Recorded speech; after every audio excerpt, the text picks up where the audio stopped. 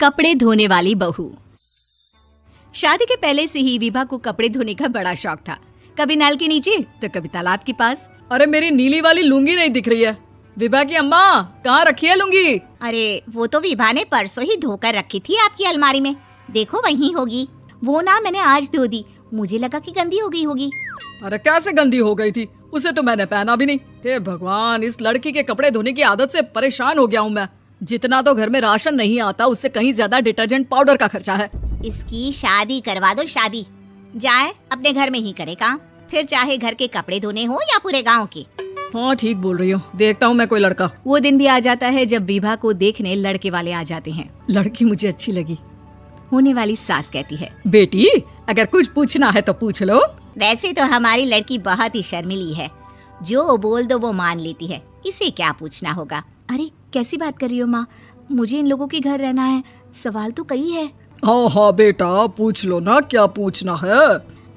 आप लोगों के घर कपड़े कौन धोता है? सास का मुंह बन जाता है। देखो अगर तुम ये कहना चाहती हो कि तुम्हें कपड़े धोने नहीं आते तो सुन लो, कपड़े मैं ही धोती हूँ, लेकिन तुम्हारे आ जाने के बाद मैं रुमाल तक नहीं धोऊंगी। अरे चुप रहना भाग्यवान, बहू बेचारी घर आई नहीं, उसे डराना शुरू कर दिया। वो क्या है ना बिटिया, अभी तक तो ये कल्लू की माँ ही धोती थी, लेकिन अब तुम्हारे पापा तो दहेज में वॉशिंग मशीन देंगे ही। तभी विभा की माँ बोल पड़ती है, सवाल भी पूछा तो क्या। वैसे भाई साहब, मशीन की तो फिर भी कपड़े धोने की कैपेसिटी होती है, मतलब जो बिटिया दे रहे हैं ना विभा, इसे कपड़े धोने का बहुत शौक है। ये आप लोगों के क्या, आस पड़ोस गांव मोहल्ले सबके कपड़े धो दे और उफ तक ना करे। बाहर देखा नहीं आपने कितने कपड़े सूख रहे हैं?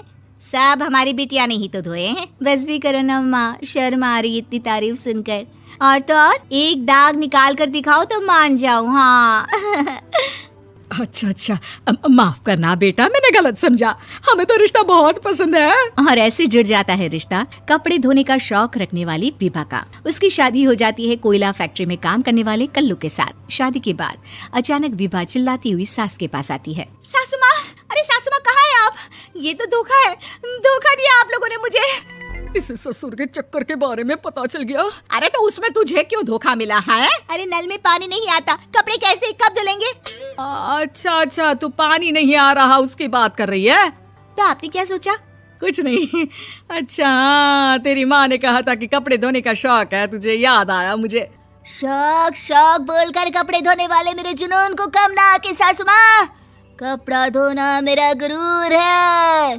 तभी पति भी वहाँ आ जाता है। अभी मैंने इसे सनी देओल की फिल्म दिखाई है, उसी के डायलॉग मार रही है माँ। अच्छा सुन, साफ साफ बता रही हूँ, पानी सुबह 4 से 6 और शाम को 10 से 12 आता है, समझी? विभा टाइमिंग सुनकर हैरान हो जाती है। ये क्या भूतों का मोहल्ला है? सुबह 4 बजे उठकर कौन कपड़े धोता है? 4 बजे टंकी में पानी जाता है, फिर सारा दिन धोना ना, किसने मना किया? अरे कैसी बात कर रही है, 200 लीटर की टंकी में कितने कपड़े धो लूंगी मैं, सुबह ही उठ जाऊंगी मैं। अब क्या था, विभा सुबह 4 से लेकर रात के 12 बजे तक कपड़े ही धोती रहती। एक रोज सास पड़ोस से निकलकर कहीं जा रही होती है कि साथ वाली कहती है, हाँ कल्लू की माँ, जरा ये बताओ कि 2 साड़ी है, 2 ब्लाउज और 1 पेटीकोट और 1 नाड़े वाला लंबा कच्छा। हाँ तो? अरे तो क्या, कितना लोगी धुलाई ये बताओ। धोबन दिख रहे हैं हम क्या? हमारे पति सरकारी नौकरी से अभी रिटायर हुए हैं और बेटा सुपरवाइजर है कोयला फैक्ट्री में। धोबन समझ रखा है हमें?